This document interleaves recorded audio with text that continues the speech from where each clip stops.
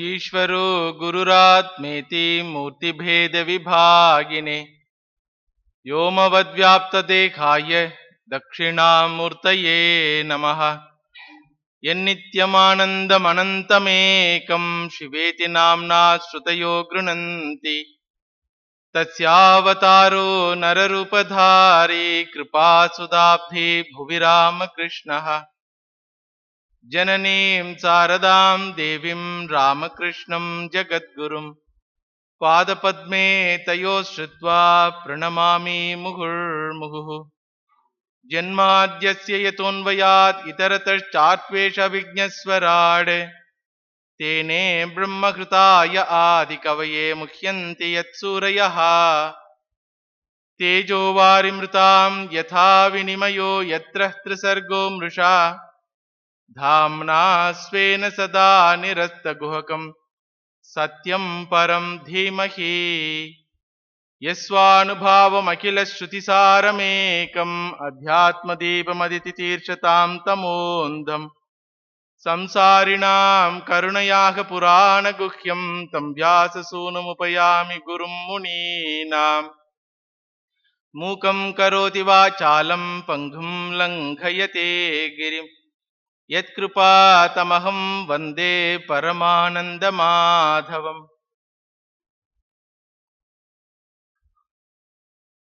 வைதிக தர்மத்தில் பிறந்த ஒவ்வொருவருக்கும்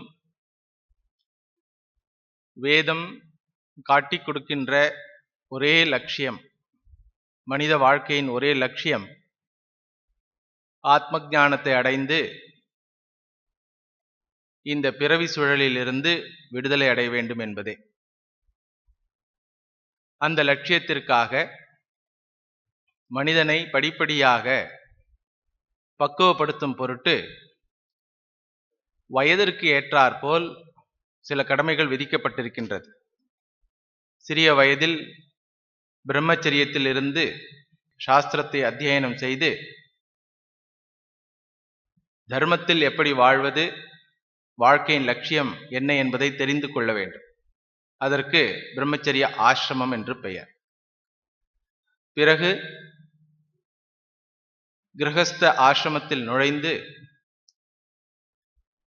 அந்த ஆசிரமத்தின் முக்கிய கடமையாகிய 5 விதமான ரிணங்களை திருப்பிக் கொடுத்து சமுதாயத்திற்கு ஒரு பயனுள்ள பொறுப்புடைய மனிதனாக வாழ வேண்டும்.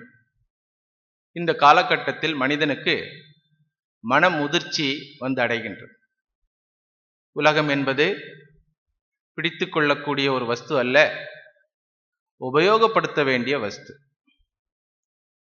முறையாக உபயோகப்படுத்துவதன் மூலம் மனமுதிர்ச்சியை அடைய வேண்டும் என்பதற்காக இந்த சமுதாயமும் குடும்பத்தில் உள்ள ஒவ்வொரு உறவினர்களும் செல்வமும் கல்வியும் எல்லாம் அதற்காக உள்ளது.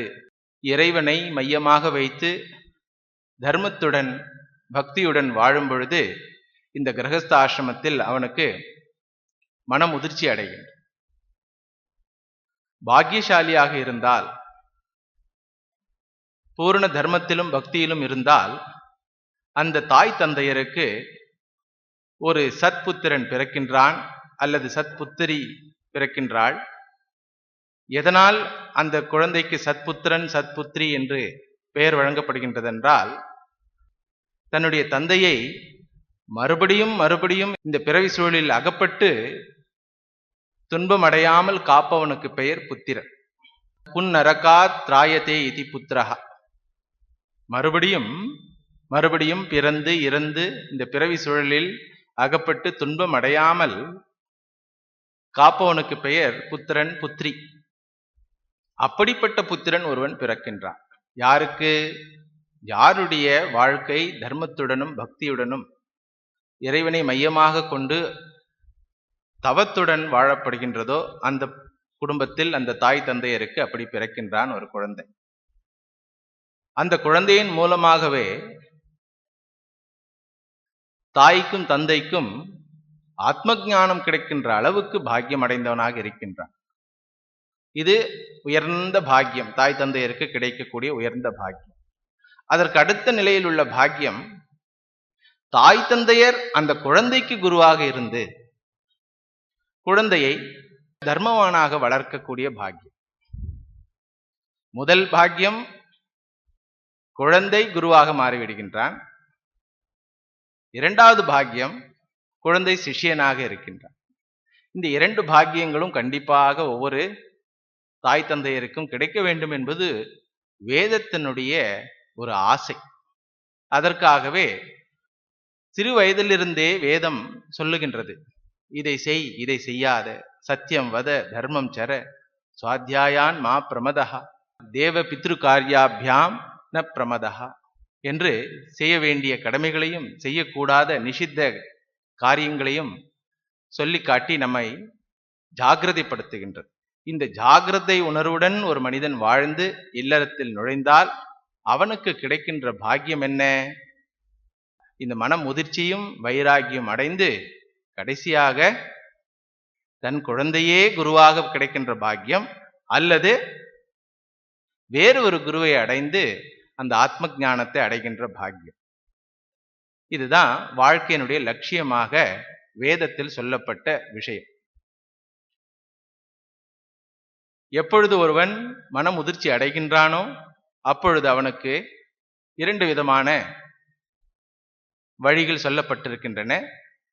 மனைவியுடன் வனவாசத்திற்கு சென்று இறை சிந்தனையுடன் முதுமை வாழ்க்கையை கழிக்கலாம் ஒரு வழி, அல்லது மனைவியை வீட்டிலேயே சன்னியாசியாக விட்டுவிட்டு தான் சந்நியாசம் எடுத்துக்கொண்டு சன்னியாசியாக வெளியில் வாழலாம். இந்த இரண்டுமே மனமுதிர்ச்சி அடைந்த ஒரு கிரகஸ்தனுக்கு. நாம் இப்பொழுது பார்த்து கொண்டிருக்கின்ற இந்த கர்தம பிரஜாபதி, அவருடைய வாழ்க்கையை பார்த்தீங்கன்னா எப்படி வேதம் சொல்லியதோ அதே மாதிரி வாழ்ந்திருக்க. சிறிய வயதிலேயே தவம் செய்து திருமணத்திற்கு முன்பாகவே இறைவனை தரிசனம் செய்து இறைவனிடம் தனக்கு ஒரு நல்ல சகதர்ம பத்தினி வேண்டும் என்று வேண்டி கேட்டுக்கொண்டு சத்சங்கத்துடன் அந்த மனைவியுடன் வாழ்ந்து அவருக்கும் குழந்தைகள் பிறந்தது. அவரும் இல்லற தர்மத்தில் இருந்தார். 9 குழந்தைகள், கன்னிகைகள் பிறந்தார்கள். 10வது குழந்தையாக பகவானே வந்து அந்த குடும்பத்தில் பிறந்தார். கபில வாசுதேவன் என்று அந்த பகவானுக்கு பெயர். அப்படி அந்த பகவான் நாளொரு மேனியும் பொழுதொரு வண்ணமும் வளர்ந்திருக்கும் பொழுது ஒரு நாள் இந்த கர்தம பிரஜாபதிக்கு ஒரு எண்ணம் உண்டாயிற்று.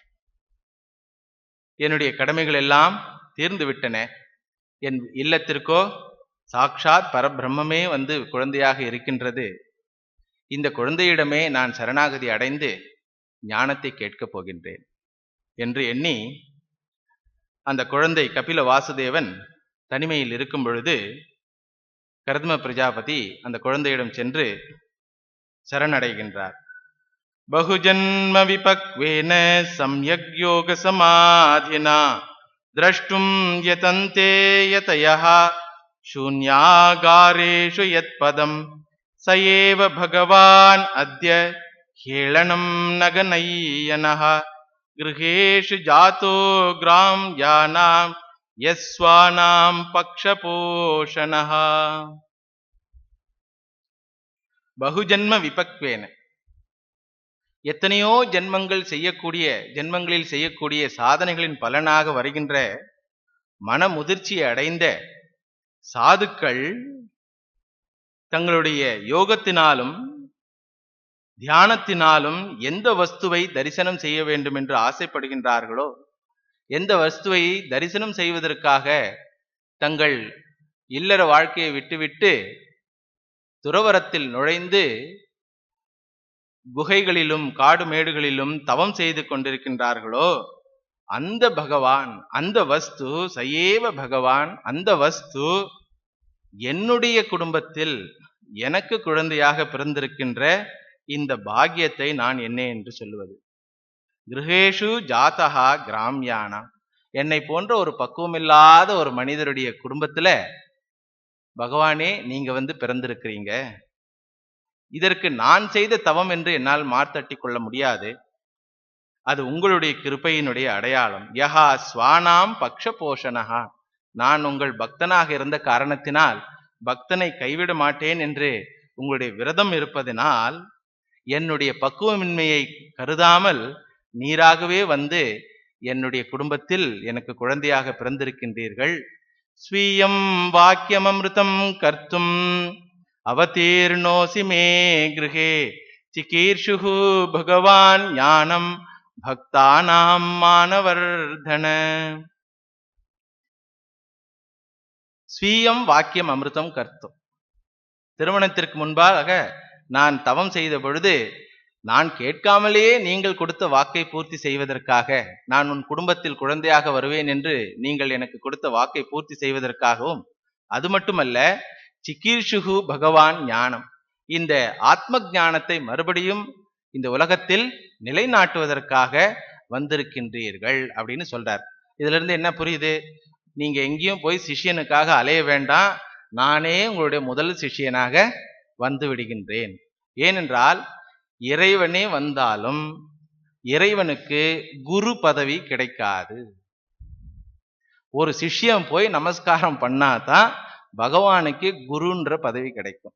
பகவான் போய் நான் குருவா இருக்கிறேன்னு சொன்னாருன்னா, சிஷ்யம் இல்லைன்னு வச்சுங்களேன், சிஷ்ய மனோநிலையில இல்லாத ஜனங்களிடத்துல பகவானே வந்து நான் உனக்கு குருவா இருக்கிறேன் அப்படின்னு சொன்னாருன்னா என்ன சொல்லுவாங்க மக்கள்?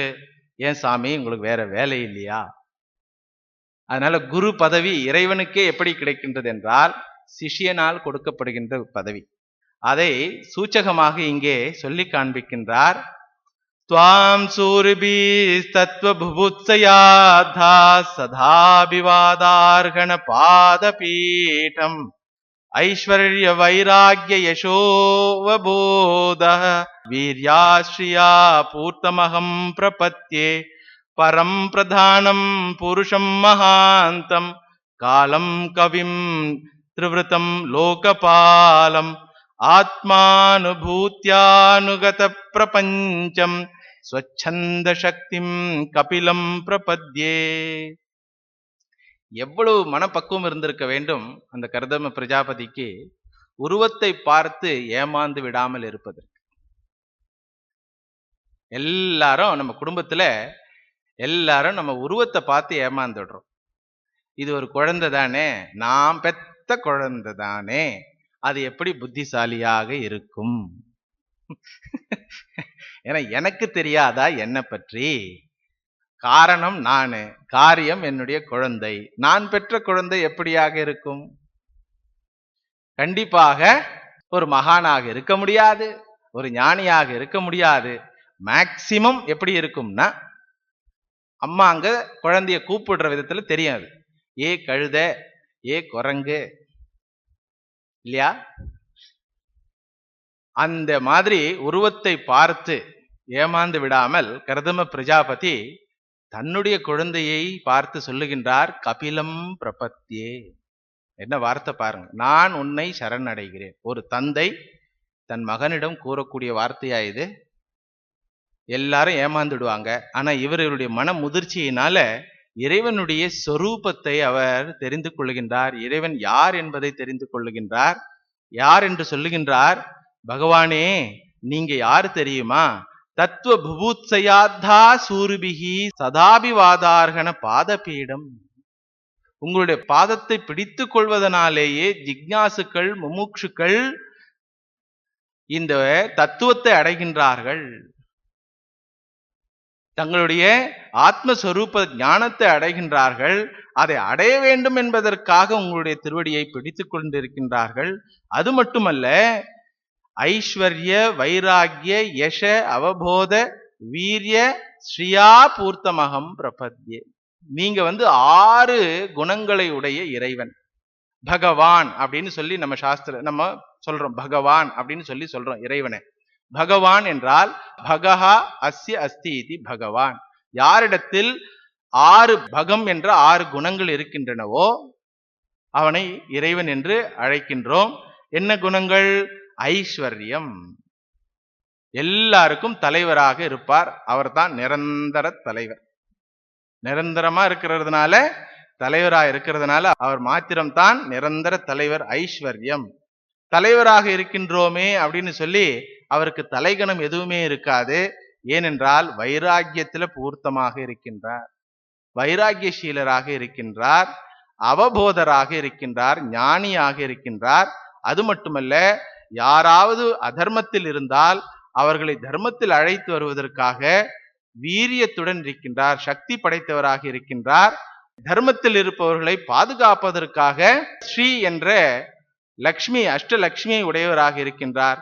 எல்லாவற்றிற்கும் மேலாக எல்லா புகழுக்கும் உடையவராக இருக்கின்றார். அவருக்கு மட்டும்தான் அனைத்து குணங்களும் பொருத்தம். எப்படி பொருத்தம்னா பூர்த்தமாக பொருத்தம், பூர்ணமாக இருக்கின்றது. நமக்கு கொஞ்சம் ஏதோ சக்தி இருக்கு, நமக்கும் பணம் இருக்கு, நம்ம சொல்ற பேச்சும் சில பேர் கேட்கிறாங்க. ஆனா எல்லாரும் கேட்பாங்களா? எல்லா சக்தியும் இருக்குமா? எல்லா ஞானமும் இருக்குமா? அதெல்லாம் கொஞ்சம் கொஞ்சமாக இருக்கின்றது. ஆனால் இறைவனிடத்திலோ 6 குணங்கள், இந்த ஐஸ்வர்யம், வைராகியம், யசஸ், ஞானம், வீரியம், லக்ஷ்மி, இதெல்லாமே பூரணமாக இருக்கின்றது. அது மட்டுமல்ல, பகவானே உங்களுடைய உண்மையான சொரூபம் என்னவென்றால் பரம் பிரதானம். பிரகிருதிக்கு நீங்கள் தலைவராக இருக்கின்றீர்கள். புருஷம் பூரயதி சர்வம், சர்வகதனாக இருக்கின்றீர்கள். மகாந்தம் விபுவாக இருக்கின்றீர்கள். கால தத்துவமாக இருக்கின்றீர்கள் அப்படின்னு சொல்லி இறைவனுடைய புகழை பாடி, அப்படிப்பட்ட சொச்சந்த சக்திம் கபிலம் பிரபத்யே, அப்படிப்பட்ட இறைவனை நான் சரணடைகின்றேன். எதற்காக சரணடைகின்றேன்?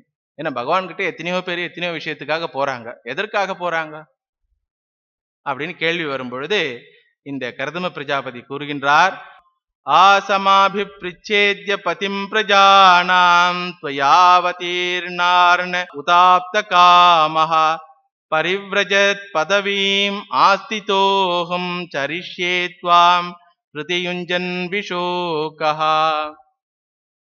எதற்காக உங்களை நான் சரணடைந்தேன் என்றால், எனக்கு நீங்கள் ஆத்ம ஞானத்தை வழங்க வேண்டும், என்னை சோகமற்றவனாக மாற்ற வேண்டும். பாருங்களேன், பகவானுடைய அப்பாவுக்கே சோகம் இருக்குதுன்னு பகவான்கிட்டே போய் சொல்றார். இது இன்னொரு நிதர்சனம், சாஸ்திரத்துல திருப்பி திருப்பி சொல்லப்படுகின்ற வஸ்து இது. நீ இறை ஞானத்தை அடையாத வரை, இறைவனுக்கு எந்த விதத்தில் சம்பந்தப்பட்டவனாக இருந்தாலும் இந்த சோகத்திலிருந்து விடுதலை இல்லை. தரதி சோகம் ஆத்மவிது, ஆத்மவிது மாத்திரம்தான் இந்த சோகத்திலிருந்து விடுதலை அடைந்தவனாக இருக்கின்றான்.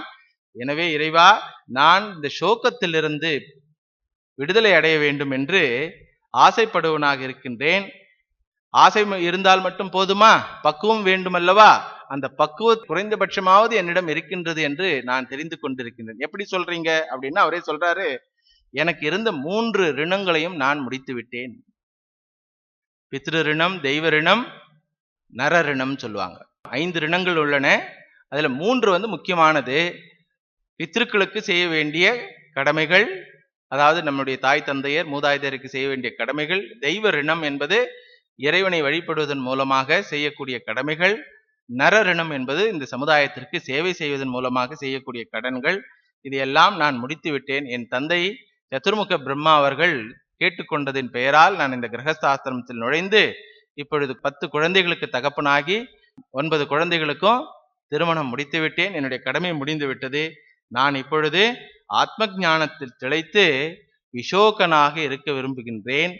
துவாம் கிருதி யுஞ்சன், உன்னை எப்பொழுதும் தியானிப்பவனாக, விஷோகனாக, சோகமற்றவனாக, சரிஷ்யே, நான் பரிவிராஜகனாக சன்னியாசியாக வாழ விரும்புகின்றேன் அப்படின்னு சொல்லி தன்னுடைய விருப்பத்தை தெரிவிக்கின்றார். உடனடியாக பகவான் அவரை சிஷ்யனாக ஏற்றுக்கொண்டு கூறுகின்றார், ஏதன்மே ஜன்மலோகேஸ்மின் முமுக்ஷூனாம் துராஷயாத் பிரசங்கியானாய தத்வானாம் சம்மதாய ஆத்மதர்ஷனே. தந்தையே, நீங்கள் கூறியபடி என்னுடைய ஜென்மம் இந்த லோகத்துல என்னுடைய ஜென்மம் எதற்குன்னா, பிரசங்கியானாம் தத்துவானாம், ஆத்ம தத்துவத்தை பிரசங்கியானம் செய்வதற்காக, பரப்புவதற்காக என்னுடைய இந்த உலகத்தில் என்னுடைய பிறவி ஏற்பட்டிருக்கின்றது. அதற்கு ஒரு சிஷ்யன் தேவைப்பட்டவனாக இருந்தான்.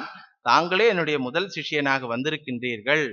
ஆத்ம தரிசனே சம்மதாய, யாருக்கு ஆத்ம தரிசனம் வேண்டும் என்று ஆசைப்படுகின்றார்களோ அவர்களுக்கு இந்த ஆத்ம தரிசனத்தை கொடுக்க நான் ஆசைப்பட்டு இந்த உலகத்தில் வந்தேன். ஏஷ ஆத்மபதோ வியக்தோ நஷ்ட காலேன பூயசா தம் பிரவர்த்தயித்தும் தேகம் இமம் வித்தி மயாபிருதம். இந்த சிருஷ்டியினுடைய ஆரம்பத்தில வேதாந்தத்தின் மூலமாக, வேதத்தின் மூலமாக நான் கொடுத்த இந்த ஆத்ம தரிசனம் காலத்தால மக்கள் மறந்து விட்டார்கள். அதனால மறுபடியும் அதை ஸ்தாபனம் செய்வதற்காக வந்திருக்கின்றேன் அப்படின்னு சொல்றான். இதே தான் பாருங்களேன் கிருஷ்ண அவதாரத்திலையும் சொல்லுவார். யதா யதாஹி தர்மஸ்ய கிளானிர் பவதி பாரத அபியுத்தானம் அதர்மஸ்ய ததாத்மானம் சிருஜாம்யகம். பொதுவாக இங்க தர்மம் என்றால் நல்ல கொள்கைகளை நிலைநாட்டுவதற்காக வந்திருக்கின்றான் அப்படின்னு சொல்லி முடிச்சிருவாங்க. பொதுவா தர்மத்திலே 2 தர்மம் இருக்கு. ஒன்னு சாதாரண தர்மம், இன்னொன்று மோக்ஷ தர்மம். சாதாரண தர்மத்தை எப்படி பகவான் நிலைநாட்டுகிறான் என்றால் பரித்ராணாய சாதுனாம் விநாசாய ச துஷ்கிருதாம். சாதாரண தர்மத்தை எப்படி நிலைநாட்டுகின்றான் என்றால் சாதுக்களை ரட்சணம் செய்வதன் மூலமாக அந்த சாது ரட்சணத்திற்கு தடையாக இருக்கின்ற அசாதுக்களை, அயோக்கியர்களை சம்ஹாரம் செய்து சாது ரட்சணத்தை செய்கின்றான். இது சாதாரண தர்மம். எப்படி ஒரு ரோஜாப்பூ தோட்டம் வைத்த பிறகு அந்த ரோஜாப்பூ செடியை காப்பாற்றணும்னு ஆசை இருக்கிறவர் என்ன பண்ணுவார்? அந்த தோட்டத்துல விளையிற களையெல்லாம் எடுத்து நெருப்புல போட்டுடுவார் இல்லையா? அந்த மாதிரி துஷ்டர்களை சம்ஹாரம் பண்றது இறைவனுடைய இதுவே இல்லை, குறிக்கோளே இல்லை. அப்படி ஆரம்பிச்சாருன்னா அதுக்கு முடிவும் இல்லை இல்லையா? அதனால யாரெல்லாம் சாதுக்களுக்கு துன்பம் கொடுப்பதாக தங்களை மார்த்தட்டி கொள்கிறார்களோ அவர்களை மாத்திரம் எடுத்து நீ போய் வேற தோட்டத்துல இரு, இங்க இருக்காத அப்படின்னு சொல்லி தனியா எடுத்து போட்டு விடுறான். அது சாதாரண தர்மம். அப்படி செய்தால் மட்டும் போதுமா? எத்தனையோ பேரை சாவடித்து நல்லவர்களை காப்பாற்றிட்டார், அது மட்டும் போதுமா?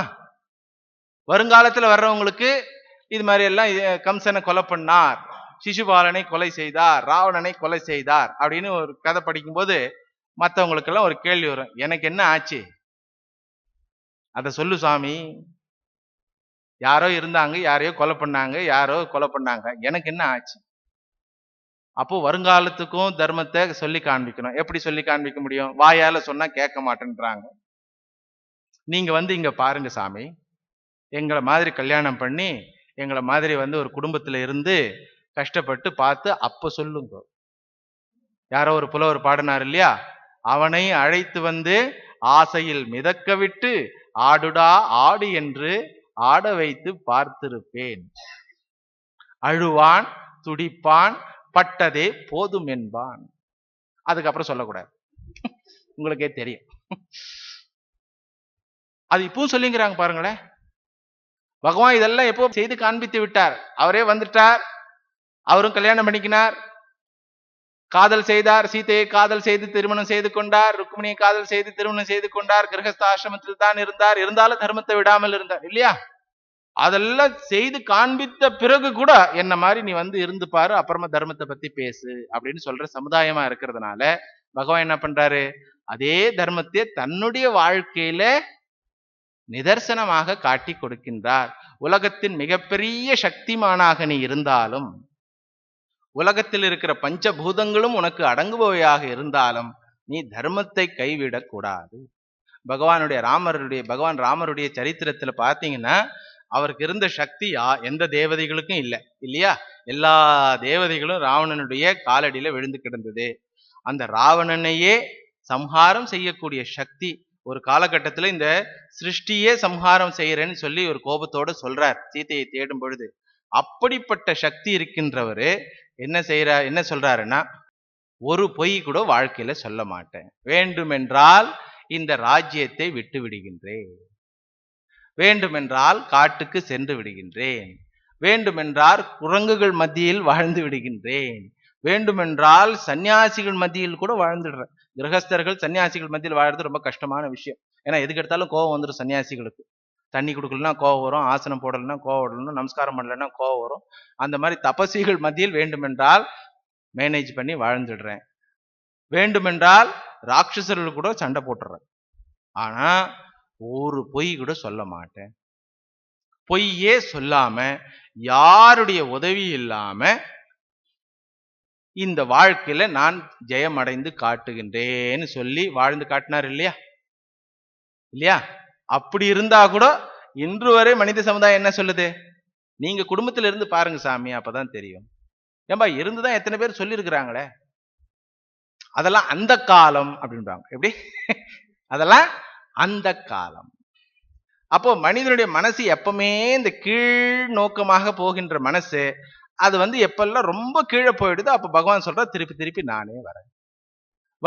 சாதாரண தர்மத்தை சமுதாயத்துல சத்தியம், அஹிம்சை, பரோபகாரம் இதெல்லாம் சாதாரண தர்மம். சாதாரண தர்மம்னா அல்ப சொல்பமானது இல்ல, சாதாரணம் இல்ல, அப்படி இல்ல. சாதாரணம்னா எல்லாருக்கும் பொதுவானதுன்றதுக்கு பேரு சம்ஸ்கிருதத்துல சாதாரணம்னு அர்த்தம்.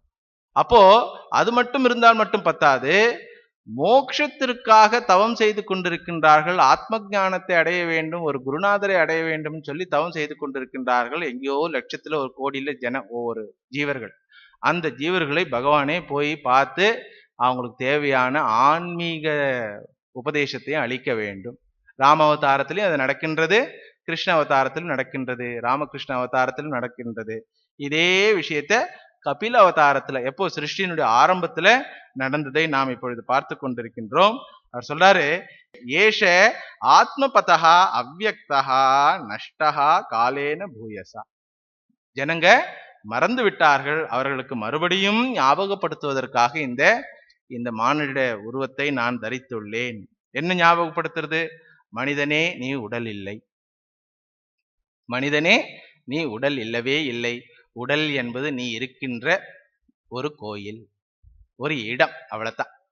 உடல் நீ அல்ல, உடல் உன்னுடையதல்ல, உடல் உனக்காக இல்லை. இதுதான் திருப்பி திருப்பி ஞாபகப்படுத்திக்க வேண்டிய விஷயம். உடல் நீ அல்ல, உடல் உன்னுடையதல்ல, உடல் உனக்காக இல்லை. உடல் நீ அல்ல எப்படி சொல்றோம்? ஒரு வீட்டுல ஒருத்தர் இறந்துட்டாரு, உடனே மனைவி அழுகுறாங்க இல்லையா? அப்போ ஒரு சாமி போய் கேட்கிறாரு, ஏமா அழுவுறீங்க? அந்த உதாரணம் ஞாபகம் வைத்துக் கொள்ள வேண்டும். உடல் உனக்காக இல்லை. உடல் எனக்காக இருந்தா எனக்கு தேவையில்லைன்னும் பொழுது நான் தற்கொலை பண்ணிக்கலாம் தானே, உடம்பு அழிச்சிடலாம் தானே.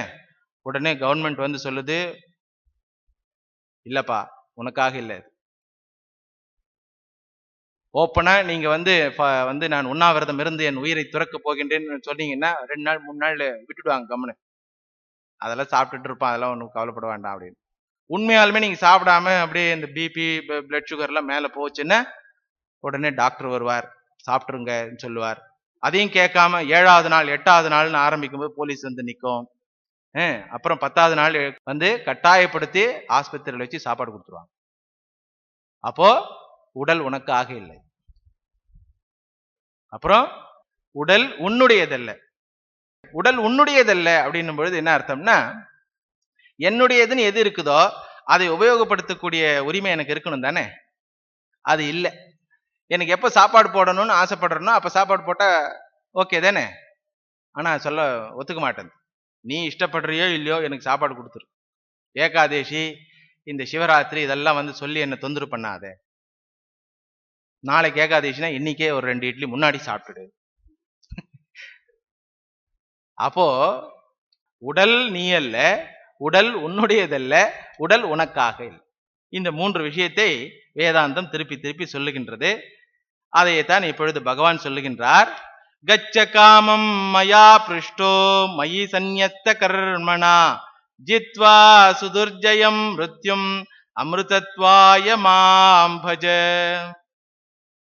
கச்ச காமம், அப்பா நீங்க விருப்பப்பட்ட மாதிரியே தாராளமா சந்நியாசம் எடுத்துங்க. அப்படின்னா என்ன அர்த்தம்னா, எனக்கு அதுல விருப்பம் இல்லை, நீங்க வீட்டை விட்டு போறதுல எனக்கு விருப்பம் இல்லை. ஏன்னா உங்களுடைய பக்குவத்திற்கு நீங்க கிரகஸ்தனாகவே இருந்து இந்த ஆத்ம ஞானத்தை அடையலாம். ஏன்னா குருநாதனா நீங்க என்ன ஒத்துக்கின பிறகு நீங்க என் கூட இருக்க வேண்டியது தானே நியாயம். இருந்தாலும் கச்ச காமம், விருப்பப்படுறதுனால தாராளமா போய் வாங்க. ஆனா போகிறதுக்கு முன்னாடி நான் சொல்லுகின்ற இந்த சத்தியத்தை மனதில் உள்வாங்கி சென்று வாருங்கள். என்ன சத்தியம் சொல்ல போறீங்க? மமாத்மானம் ஸ்வயம் ஜோதிஹி சர்வபூத குஹாஷயம் ஆத்மன்யேவ ஆத்மனா வீக்ஷ்ய விஷோகோ அபயம் மிருச்சசி. இது மகா வாக்கிய ஸ்லோகம்னு சொல்லுவாங்க. மகா வாக்கியம் என்றால் ஒவ்வொரு ஜீவனுடைய உண்மையான தத்துவம் என்ன என்பதை சொல்லுகின்ற வாக்கியம். ஒவ்வொரு தனி மனிதனுக்கும் இறைவனுக்கும் உள்ள உறவு என்ன என்பதை சொல்லுகின்ற வாக்கியம். இதுல என்ன பகவான் கபிலர் சொல்லுகின்றார் என்றால், ஸ்வயம் ஜோதிஹி சர்வபூத குஹாஷயம் மாம் ஆத்மானம் இதி வீக்ஷ்ய. ஸ்வயம் ஜோதிஹி அப்படின்னா வேதாந்தத்துல வருகின்ற கருத்து இது. இந்த வார்த்தையே வேதாந்தத்துல வருது. ஸ்வயம் ஜோதிஹி, தானாக ஒளிரக்கூடிய வஸ்து.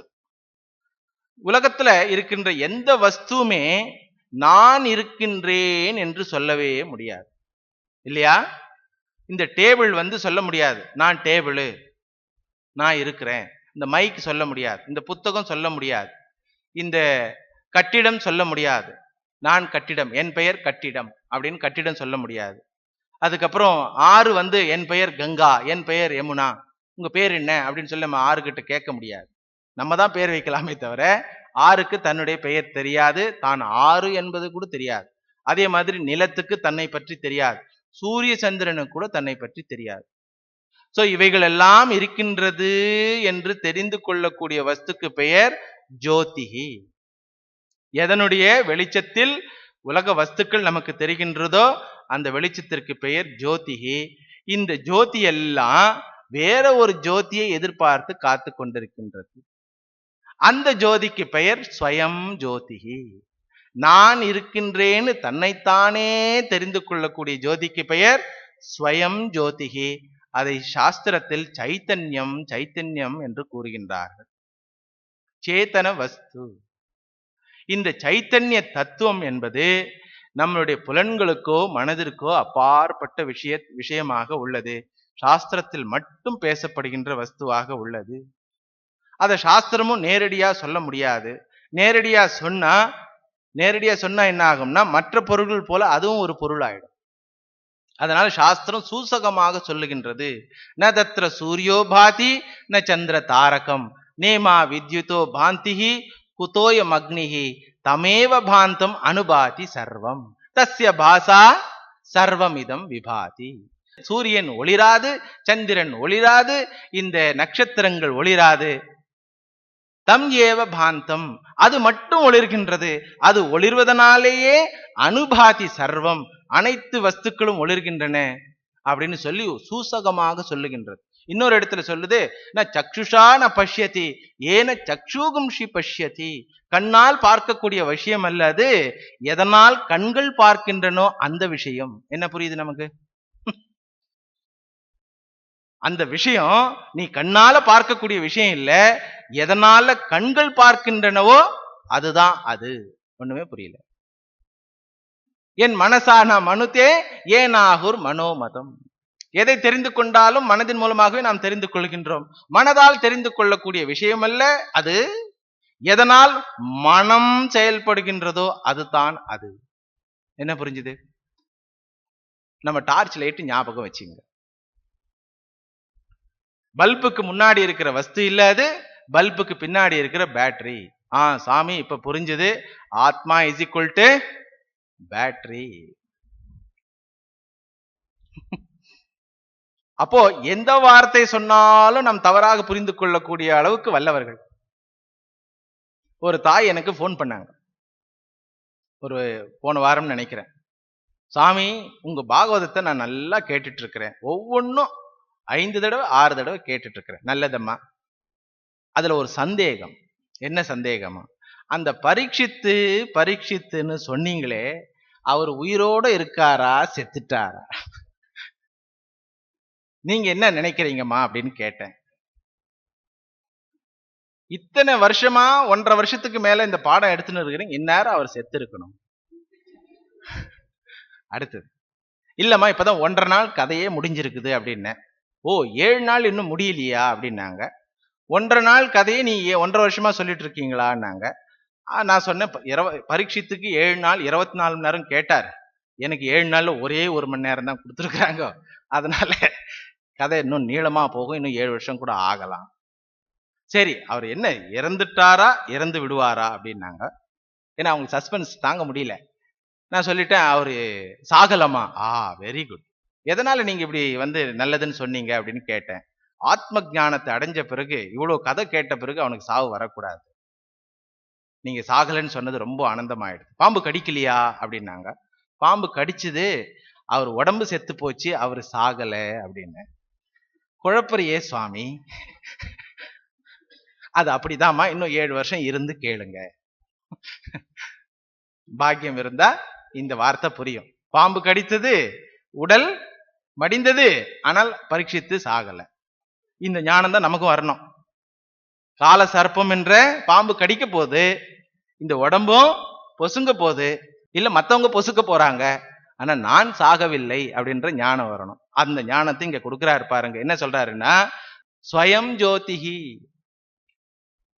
தானாக ஒளிர்பவன், சர்வபூத குகாஷயம், எல்லா உயிரினங்களிலும் ஆசிரியம், எல்லா உயிரினங்களில் இருக்கின்ற குகையில் ஒளிந்து கொண்டிருப்பவன்.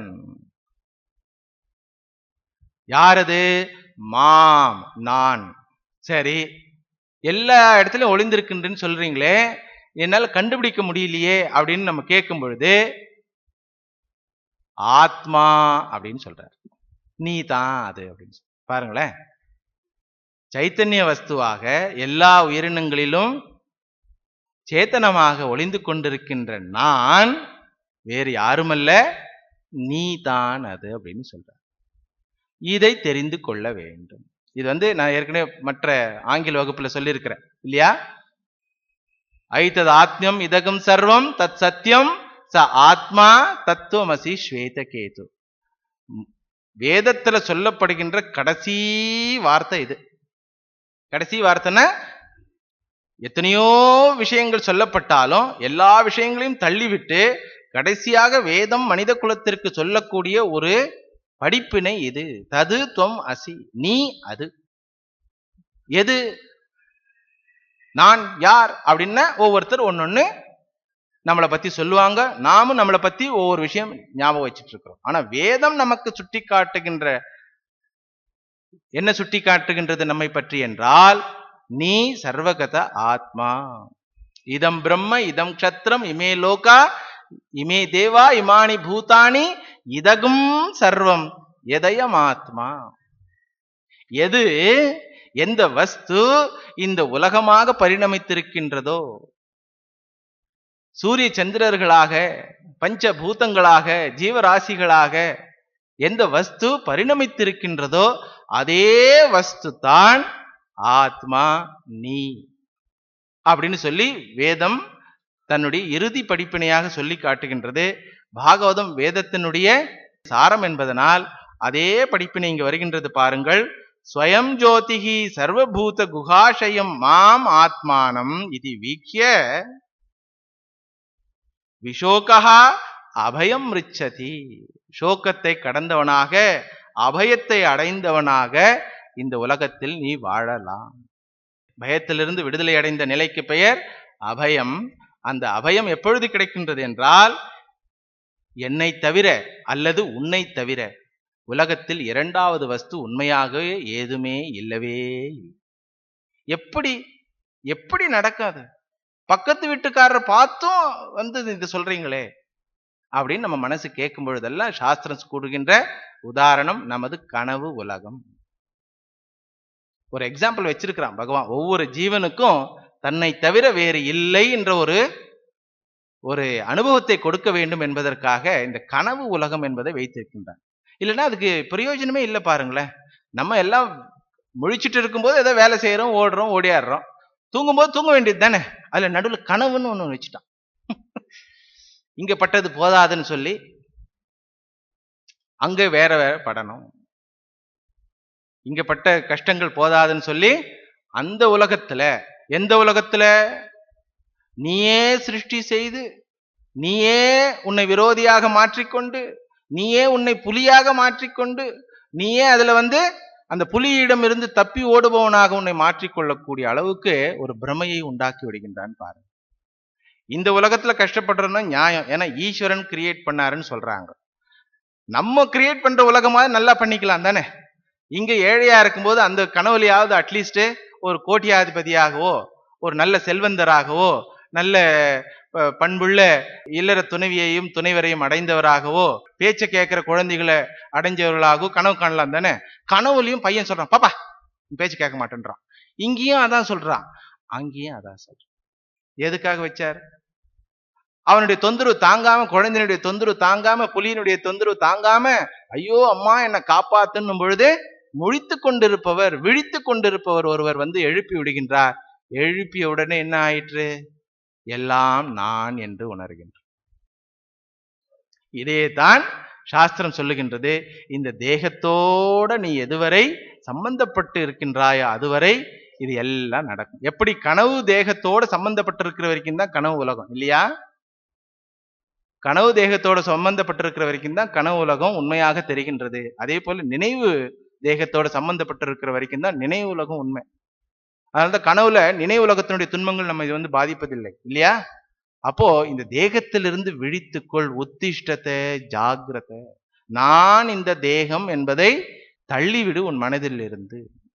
நான் தேகம் அல்ல, இந்த தேகம் எனக்கு அல்ல, அது என்னுடைய உடைமையும் அல்ல என்ற ஒரு ஞானத்தை அடைய வேண்டும். இப்படி அடைந்தவனுக்கு என்ன என்ன மனோநிலை இருக்கும்? நானே எல்லாமாக இருக்கின்றேன். எப்படி கனவிலிருந்து விழித்தவனுக்கு மனோநிலை எப்படி இருக்கும்? நானே புலியா இருந்தேன், நானே ஓடின ஆளா இருந்தேன், நானே ஓடின ரோடா இருந்தேன், நானே ஓடின ஸ்பீடா இருந்தேன், நானே ஓடின கால தத்துவமாக இருந்தேன், எல்லாம் நானே அப்படின்னு எப்படி வருகின்றதோ அது போல இந்த நினைவு உலகத்திலிருந்து தேக அபிமானத்திலிருந்து விழித்து கொண்டவனுக்கு என்ன ஞாபகம் வருகின்றது என்றால், எஸ்மின் சர்வாணி பூதானி ஆத்மைவா பூத் விஜானதா தத்ர கோ மோகா கஷோகா ஏகத்துவம் அனுபஷ்யதா. யாருக்கு நானே எல்லாம், சர்வோகம் அகம் பிரம்மாஸ்மி, நானே எல்லாம் அப்படின்னு சொல்லி யாருக்கு இந்த ஞானம் வருகின்றதோ அவனுக்கு எங்கே சோகம்? அது ரொம்ப கஷ்டம் சுவாமி அப்படின்னு சொல்றவங்களுக்கு சரிப்பா, அடுத்த கன்செஷன் சாஸ்திரம் கொடுக்குது. அதே தத்துவமசிய வேற விதத்துல பெரியவங்க அர்த்தம் சொல்லி இருக்கிறாங்க. தத்துவமசினா தஸ்யத்துவம் அசி, நீ பகவானை சார்ந்தவன், எனக்கு எல்லாமே பகவான் சொல்லு. அட்லீஸ்ட் தத்துவமசினா நீ தான் அது ஒரு கருத்து. அடுத்த கருத்து என்ன? நீ அவனுடையவன். அதுக்கு பேர் விசிஷ்டாத்வைதம்னு பேர். நீ அவனுடையவன். அவனுடையவன் அப்படின்னு சொன்னீங்கன்னா விசிஷ்ட அத்வைதம், அவனுடைய தாசன் சொன்னீங்கன்னா துவைதம். அவ்வளவுதான். எல்லாமே இந்த தத்துவமசில இருந்து வந்ததுதான். ஒண்ணு நான் பகவான்னு ஞானத்தை அடை, இல்ல பகவான் என்னை சேர்ந்தவர், நான் பகவானை சேர்ந்தவன்னு சொல்லி ஒரு பாவத்துல இரு.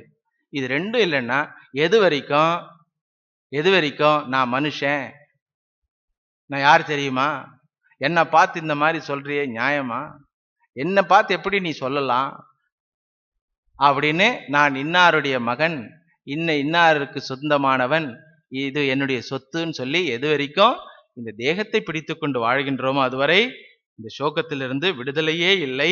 இதனால பகவான் சொல்றாரு, ஸ்வயம் ஜோதிகி சர்வபூத குஹாஷயம் மாம் ஆத்மானம் வீக்ஷ்ய விஷோகா அபயம் ரிச்சதி. என்னை எல்லாமாக இருப்பதை உணர்ந்து, வீக்ஷியன்னா உணர்ந்து பார்த்து, சத்தியத்தை பார்த்ததனால் மாத்திரமே உனக்கு அபயம் உண்டாகின்றது, ஜீவன் முக்தி உண்டாகின்றது. எப்படி பார்ப்பது என்றால், ஆத்மனா மாம் வீக்ஷ, உன்னுடைய மனதாலேயே, உன்னுடைய தூய்மை அடைந்த பக்குவம் அடைந்த மனதாலேயே என்னை பார்க்க வேண்டும். எங்கே பார்ப்பது? வெளியில எங்கேயாவது ரோட்ல தெரிவியா அப்படின்னா, ஆத்மனியேவ மாம் வீக்ஷ, உன்னிடத்திலேயே நீயாகவே உன்னை வந்து எல்லாமாக பார்க்கக்கூடிய இந்த ஞானத்தை அடைய வேண்டும். இதே தான் பகவத்கீதையிலும் சொல்றான், மத்த பரதரம் நாண்யது கிஞ்சிதஸ்தி தனஞ்சயா, என்னை தவிர வேற யாருமே இல்லப்பா அப்படின்றான். அப்ப நம்ம என்ன சொல்றோம்? தப்பு சொல்ற பகவானே, நான் ஒருத்தன் இருக்கிறேன் அப்படின்ற. இல்ல தனஞ்சயா, இல்ல அர்ஜுனா, நீயாவும் நான் தான் இருக்கிறேன் அப்படின்னும் பொழுது அதை ஒத்துக்க முடியவில்லை நம்மளால. அதனால இது சர்வசாஸ்திர பொக்கிஷம் சாரம் என்பதனால பாகவதத்திலையும் இந்த கருத்துக்கள் அற்புதமாக வருகின்றது. இதை வந்து எந்த பௌராணிகர் சொல்லியும் உங்களால கேட்கவே முடியாது. ஒரு சன்னியாசி பாடம் எடுத்தாதான் இந்த விஷயங்கள் வெளியே வரும். இல்லைன்னா பௌராணிகர்கள் சொல்ற வரைக்கும் அப்படியே கதையை சொல்லிட்டு அப்படியே வண்டி ஓட்டிடுவாங்க. ஏன்னா 7 நாள்ல அவங்க சொல்லி ஆகணும். நமக்கு 7 வருஷம் இருக்கு இல்லையா? அதனால இந்த தத்துவங்கள் இருக்கின்றது என்பதை உங்களுக்கு சுட்டி காட்டுவதற்காக இந்த பகுதியை நான் விளக்கினேன். சுகாச்சாரியார் கூறுகின்றார், இந்த உபதேசத்தை பெற்ற மாத்திரத்திலேயே கர்தம பிரஜாபதிக்கு தீவிரமான வைராக்கியத்தின் காரணத்தினால், தீவிரமான மனப்பக்குவத்தின் காரணத்தினால் அவருக்கு இந்த ஞான நிஷ்டை உண்டாகி விட்டது. இந்த ஞானம் என்பது ஒரு சின்ன வார்த்தை தான். தது துவம் வசி. எவ்வளவு விஷயம் தெரிஞ்சுக்கிறோம், இந்த ஒரு விஷயம் மட்டும் தெரிஞ்சுக்கவே முடியல. ஏன்? இது வந்து ரிப்பன் கட் பண்ற மாதிரின்னு சொல்லுவார் என்னுடைய குருநாதர். ஒரு பில்டிங்ல இனாகிரேஷனுக்கு ரிப்பன் கட் பண்றது எவ்வளவு நேரம் ஆகும்? எவ்வளவு நேரம் ஆகும்? ஒரு செகண்ட் கூட ஆகாது. ஆனா அந்த பில்டிங் சும்மா பில்டிங்கே இல்லாம ரிப்பன் கட் பண்ணினே இருந்தீங்கன்னா என்ன ஆகும்? இனாகிரேஷன் பண்றங்க வாங்க, கிரகப்பிரவேசம் வாங்க அப்படின்னு சொல்லிட்டு ரோட்ல நின்று ரிப்பன் கட் பண்ண முடியுமா? அப்ப பில்டிங்கை கட்டணும். அந்த பில்டிங் கட்டுறது தான் பெரிய விஷயம். பில்டிங் கட்டுறதுன்னா என்ன அர்த்தம்? நம்மை பக்குவம் அடைத்தவர்களாக தயாரித்து கொள்ள வேண்டும். நிசர்கதத்த மகாராஜ்னு ஒருத்தர் வாழ்ந்தார் மகாராஷ்டிரத்தில். அவர் எவ்வளவு பக்குவமான ஜீவியாக இருந்தார் என்றால், அவர் வந்து ஒரு சாதாரண மனிதர், எழுத்தறிவே இல்லாத மனிதர், ஒரு பொட்டி கடை வைத்துக் கொண்டிருந்தவர். அவர் யாரோ ஒருவர் அவரை ஒரு சாதுவிடம் கூட்டி சென்றார்கள். அந்த சாதுவிடம் சென்ற பொழுது இவர் நமஸ்காரம் செய்தார். அந்த சாது ஏதோ பொதுவாக பேசிவிட்டு இவரை மட்டும் தனியாக அழைத்து, நீ இறைவன் என்பதை மறந்து விடாதே, உன்னை பற்றி மற்றவர்கள் கூறும் எந்த கருத்தையும் ஏற்றுக்கொள்ளாதேன்னு சொல்லிட்டார். இவ்வளவுதான் சொன்னதே. நீ இறைவன் என்பதை மறந்து விடாதே, உன்னை பற்றி மற்றவர்கள் கூறும் எந்த கருத்தையும் ஏற்றுக்கொள்ளாதே அப்படின்னு சொல்லிட்டார். இது யாராவது சொன்னாங்கன்னா சரி சாமி அப்படின்னு சொல்லிட்டு நம்ம தலையாட்டு வந்துருவோம்ல. அவர் பாருங்க, வந்ததுல இருந்து 2 மாசமா இதே ஒரே வார்த்தை ஓடிட்டே இருக்குதான். அவருடைய வாழ்க்கை ரொம்ப அற்புதமான வாழ்க்கை. எப்படி நம்ம தமிழ்நாட்டில் ரமண மகரிஷி அவர்களுக்கு ஒரு சிறிய ஒரு பயம், நான் இறக்க போகின்றேன், உடல் வந்து இறக்க போகுதுன்ற ஒரு பய உணர்வு, அந்த பயத்தை பார்க்கக்கூடிய சக்தியை கொடுத்து, நான் இறக்க மாட்டேன், என் உடல் இறந்தாலும் என்ற ஞானத்தை அந்த படிச்சிருப்பீங்க ரமண மகரிஷியுடைய வாழ்க்கையில. அது மாதிரி இதெல்லாம் ரிப்பன் கட் பண்றது தான். யாருக்கு? ரொம்ப பக்குவம் அடைந்த ஜீவர்களுக்கு.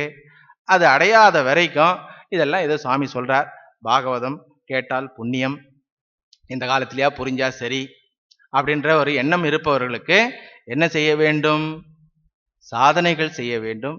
அதே இறைவனை முழு மனதோடு பிரார்த்தனை செய்து ஜப தியானங்கள் செய்து இந்த மனிதனுடைய அசுத்தங்களை நீக்க வேண்டும்.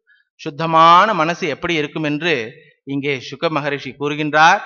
நிரகங்கிருதிர் நிர்மமஷ்ச நிர்த்வந்த்வ சமத்ருக் ஸ்வத்ருக்கு பிரத்யக் பிரசாந்ததீஹி பிரசாந்தோர்மி இவ ஓததி. அந்த மனசு எப்படி இருக்கின்றதுன்னா நிரகங்காரமாக இருக்கின்றது, அகங்காரம் இல்லாதமாக இருக்கின்றது. தன்னை பற்றி எந்த ஒரு அபிமானமும் தேக அபிமானமும் இல்லாதவனாக இருக்கின்றது. நிர்மமகா, இதெல்லாம் எங்க ஆளு, இவங்கெல்லாம் என் ஆள் இல்லை, எப்படி ஒன்னாலும் போகட்டும், எக்கேடு கெட்டுனாலும் போகட்டும், எனக்கு என் வீட்டுக்கு முன்னாடி இருக்கின்ற தெரு கூட எப்படி ஒன்னாலும் போகட்டும். அதனால என்ன பண்ணுவேன்? நல்லா பெருக்கி தொடச்சி குப்பையெல்லாம் எடுத்துன்னு போய் எங்க போடுவேன்? வீட்டுக்கு முன்னாடி இருக்கிற தெருவில் போடுவேன். ஏன்? தெரு என்னுடையதல்ல. வீட்டுக்குள்ள ஒரு குழால தண்ணி ஒரு பொட்டு பொட்டா விழுந்தா கூட கரெக்டா ஆளை கூட்டு வந்து நல்லா ரிப்பேர் பண்ணி கரெக்டா வச்சுக்குவேன். வீட்டுக்கு வெளியில தெருவில் குழால தண்ணி போயிட்டே இருந்தா கூட கார்பரேஷன் பாக்குறானுங்களா பத்தியா அப்படின்னு சொல்லிட்டு போயிட்டே இருக்கும். இதற்கு பேரு மமத்துவம். இது என்னுடையது, இது என்னுடையதல்ல, இது இல்லாத மனது இருக்க வேண்டும். நிர்த்வந்த்வஹா சமதிருக்கு. இந்த மாதிரி பக்குவம் அடைந்த மனிதனாக வாழும் பொழுது என்ன ஆகின்றது? வாசுதேவே பகவதே சர்வஜ்ஞே பிரத்யகாத்மனி பரேண பக்தி பாவேன லப்தாத்மா முக்த பந்தனஹா. ஆத்ம லாபத்தை அடைந்தவனாக இருக்கின்றான். யாரது? இந்த மாதிரி முதிர்ச்சி அடைந்த மனிதன் ஞானத்தின் மூலமாக பரேண பக்தி பாவேன, பக்தியிலே அதிகபட்சமான பக்தி என்னன்னா ஞானம். மற்ற எல்லா விதமான பக்தி, ஜிக்ஞாசு பக்தி, அப்புறம் அர்த்தார்த்தி பக்தி, ஆர்த்த பக்தி, இதெல்லாம் கீழ்ப்படியில் தான். பக்தர்கள்ல மிக உயர்ந்தவன் ஆத்ம ஞானத்தை அடைந்த ஞானியாக இருக்கின்றான். அந்த பக்தி ஞானேன என்ன கிடைக்குது அவருக்கு? தன்னை அடைந்தார். என்ன அற்புதமான வார்த்தை பாருங்களேன். தன்னை அடைந்தார். நாம் எல்லாம் என்ன நினைத்துக் கொண்டிருக்கின்றோம்? நான் என்னை அடைந்து விட்டேன், இன்னும் எத்தனையோ விஷயங்கள் உள்ளன அடைய வேண்டியது. என்னை தவிர எத்தனையோ விஷயங்கள் உள்ளன என் வாழ்க்கையில் அடைய வேண்டும். வீட்டை அடைய வேண்டும், சொத்து அடைய வேண்டும், சுகத்தை அடைய வேண்டும் சொல்லி ஏதோ மற்ற விஷயங்களை அடைய வேண்டும் என்ற மனது இருக்கிறது இல்லையா? இந்த ஞானிக்கு எப்படி இருக்கின்றது மனது என்றால், தன்னை அடைந்தவராக இருக்கின்றார். எப்படி இந்த ஞானம் அவருக்கு கிடைத்தது? வாசுதேவே பகவதி சர்வஜ்ஞே பிரத்யேகாத்மனி பக்தி. இறைவன் பிரத்யேகாத்மாக நம்முடைய ஆத்மஸ்வரூபமாக இருக்கின்ற இறைவன், அந்த இறைவனிடத்தில் அவருக்கு இருந்த பக்தியினால் ஆத்மானம் சர்வபூதேஷு பகவந்தம் அவஸ்திதம் அபஷ்யத் சர்வபூதானி பகவதி அபிச்ச ஆத்மனி. பகவான் என்ன சொன்னாரு கபிலரு? அப்பா, எல்லா இடங்களிலும் இருக்கின்ற வஸ்து நான் ஒருவன் தான், என்னை நீ கண்டு கொள்ள வேண்டும் அப்படின்னு சொன்னார். இப்போ சுகாச்சாரியார் இந்த கர்தம பிரஜாபதி பற்றி சொல்லுகின்றார். அவர் கண்டு கொண்டார்னு சொல்றார். என்ன கண்டு கொண்டார்? சர்வபூதேஷு பகவந்தம் அவஸ்திதம். எல்லா பூதங்களிலும் இருக்கின்ற இறைவனை அபஷ்யத்து பார்த்தார். இறைவனை எல்லா பூதங்களிலும் பார்த்தார். சர்வபூதானி ஆத்மானம் அபஷ்யத்து. எல்லா உயிரினங்களிலும் இறைவனை பார்த்தார். இறைவனை எல்லா உயிரினங்களிலும் பார்த்தார். அது மட்டுமல்ல, ஆத்மனி அபஷ்யத்து. அந்த இறைவன் நானே என்று பார்த்தார். எப்படி ஒரே விஷயத்தை மூணு இடத்துல பார்க்க முடியும்? ஒரே விஷயத்தை மூணு இடத்துல பார்க்கணும்னா மூணு ஒன்னா இருக்கணும் இல்லையா? எல்லாவற்றிலும் அங்குங்கெனாதபடி இருக்கின்ற இந்த வஸ்துவை இறைவனில் பார்த்தார். சரி, உலகத்தில் பார்த்தார். அடுத்தது தன்னில் பார்த்தார். எப்படி பார்க்க முடியும்? எங்க ஒரு இடத்துல பார்க்கலாம், எப்படி மூணுத்திலும் ஒரே வஸ்துவை பார்க்க முடியும்? அப்படின்னா மூணு இல்லை, இருக்கிறது ஒண்ணு தான். இருப்பது இந்த ஜெகத் என்பது இறைவனுடைய மாயா தோற்றம். நான் என்று தனியாக இருப்பது அதுவும் என்னுடைய அஞ்ஞானத்தினால் வந்திருக்கின்ற மாயா தோற்றம். இந்த ஞானம் ஒரு மனிதனை துன்பத்திலிருந்து விடுதலை அடைய செய்கின்றது. இச்சாத்வேஷ விஹீனேன சர்வத்ர சமசேதசா பகவத் பக்தி யுக்தேன பிராப்தா பாகவதி கதி. கர்தம பிரஜாபதி வாழ்க்கையில் எந்த லட்சியத்தை அடைந்தார் என்றால் பாகவதி கதி, இறைவன் என்ற லட்சியத்தை அடைந்தார். பாருங்களேன், இறைவனை அடைந்தார்னு சொல்லல, இறைவன் என்ற லட்சியத்தை அடைந்தார். அந்த லட்சியம்தான் ஒவ்வொரு மனிதனுடைய சொந்த சொத்து. இது கொடுத்து வரக்கூடிய இல்லது, தெரிந்து கொள்ள வேண்டிய விஷயம். மற்றவர்கள் கொடுத்தால் சென்றுவிடும் நம்மிடம் இருந்து, நாம் அடைந்தால் நம்மை விட்டு சென்றுவிடும் அந்த வஸ்து. நம்முடையதாகவே நம்முடைய சொரூபமாகவே இருக்கின்ற வஸ்து தான் எப்பொழுதும் நித்தியமாக இருக்கும். அந்த வஸ்து எது? பாகவதி கதிஹி. பிரம்ம பாவஹா ஹி மோக்ஷஹா. பிரம்ம பாவகனா பிரம்மனாக இருப்பது, அதற்கு பெயர் மோக்ஷம். அதே தான் இங்க சாஸ்திரத்துல பாகவத்துல சொல்றாங்க, பாகவதி கதிஹி. பிரம்ம பாவகனா பாகவதி கதிஹி.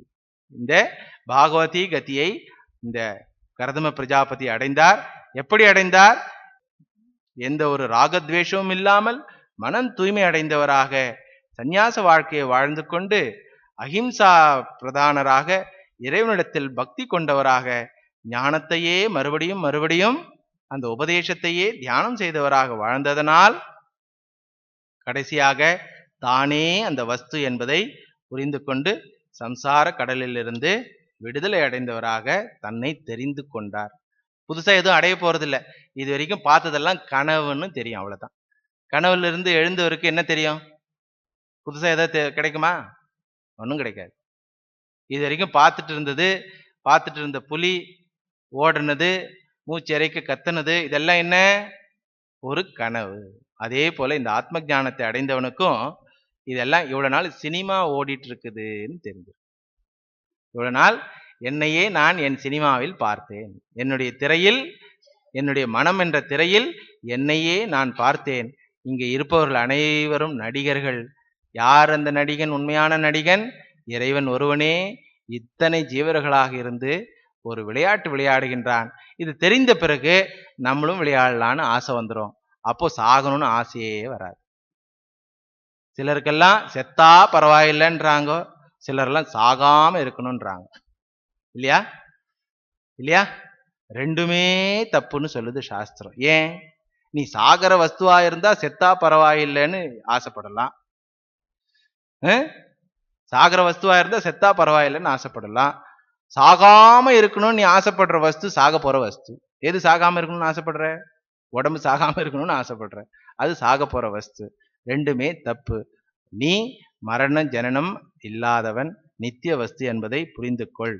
இந்த ஞானத்தை ஒரு பக்குவமடைந்த மனதுடன் ஒரு குருவை சரணமடைந்து பெறுவதே வாழ்க்கையினுடைய லட்சியம் என்பதை இந்த பாகவத கதை கர்தம பிரஜாபதியின் மூலமாக சுட்டி காட்டப்பட்டுள்ளது. இதற்கு அடுத்ததாக இது எல்லாம் பார்த்துட்டு இருக்காங்கல்ல, சமையல் அறையிலிருந்து நம்ம தேவஹூதி அம்மா பார்த்துட்டு இருக்கிறாங்க. என்ன நம்ம கணவர் போனாரு, இன்னும் நமஸ்காரம் பண்ணாரு குழந்தைகிட்ட, என்னவோ அவர் ஏதோ குசு குசுன்னு பேசினாரு, கடைசியா போயிட்டு வரேன்னு போயிட்டாரு அப்படின்னு சொல்லி அந்த அம்மா பார்த்துட்டு இருக்கிறாங்க. அப்போ அவருக்கு ஏதோ கிடைச்சிருக்குது, அதனால அவர் ஆனந்தத்தோட போயிட்டாரு. அப்போ நாமும் இந்த வாய்ப்பை விட்டுவிடக்கூடாது. நாமும் அதே குழந்தையை சரணடைந்து இந்த ஆத்ம ஞானத்தை அடைய வேண்டும் சொல்லி தேவஹூதி அம்மா மறுபடியும் தன்னுடைய குழந்தையிடம் தேவஹூதி அம்மா வந்து சரணடைந்து, நீங்களே என்னுடைய குருவாக இருந்து எனக்கு ஆத்ம ஞானத்தை அளிக்க வேண்டும் என்று சொல்லுவார். ஒரு ஸ்லோகத்து மூலமாக கர்தம பிரஜாபதிக்கு சொல்லி கொடுத்த விஷயத்த தேவஹூதிக்கு 8 அத்தியாயங்கள் மூலமாக சொல்லி கொடுக்க போறார். அதுதான் நமக்கு புரியுற மாதிரி இருக்கும். ஏன்னா இதெல்லாம் பாக்கியம். ஒரு ஸ்லோகத்துல சொல்லிட்டு முடிச்சுட்டா என்ன ஒண்ணுமே புரியல, இன்னும் சொன்னீங்க, இன்னும் கதை கேட்டா மாதிரி இருந்தது, புரிஞ்சுது புரியல அப்படின்னு இல்லாம 8 அத்தியாயங்கள்ல அழகா படிப்படியாக இதே கருத்து தான் மறுபடியும் பாகவதத்தில் சொல்லப்படும். அந்த கதையை அடுத்த வகுப்பில் பார்க்கலாம். நீங்க விருப்பப்பட்டாலும் படலனாலும் இந்த ஆத்ம வித்யை திருப்பி திருப்பி வந்தே ஆகும். பாகவதத்துல நடுவுல வேணா கொஞ்சம் ஸ்வீட் வச்சா மாதிரி சில கதைகள் வரும், அவ்வளவுதான். ஆனா சாப்பாடு எது? ஆத்ம வித்யை தான். அது எப்படியாவது நம்முடைய மனதில் புகுந்து சாகரத்துக்கு முன்னாடி, ஒரு செகண்டுக்கு முன்னாடி கூட நான் உடல் இல்லைன்ற எண்ணம் வந்துடுத்துனா போதுன்றான் பகவான். அந்த பாக்கியம் நம் அனைவருக்கும் கிடைக்க வேண்டும் என்று பிரார்த்தனை செய்து இந்த வகுப்பை முடிப்போம். கிருஷ்ணாய வாசுதேவாய ஹரயே பரமாத்மனே பிரணத கிளேஷநாசாய கோவிந்தாய நமோ நமः. ததேவ ரம்யம் ருச்சிரம் நவம் நவம் ததேவ சஸ்வன் மனசோ மகோத்சவம் ததேவ சோகார்ணவ சோச்சனம் நிருணாம் யதுத்தம ஸ்லோக யசோனுகீயதே. கோபிகா ஜீவனஸ்மரணம் கோவிந்தா கோவிந்தா.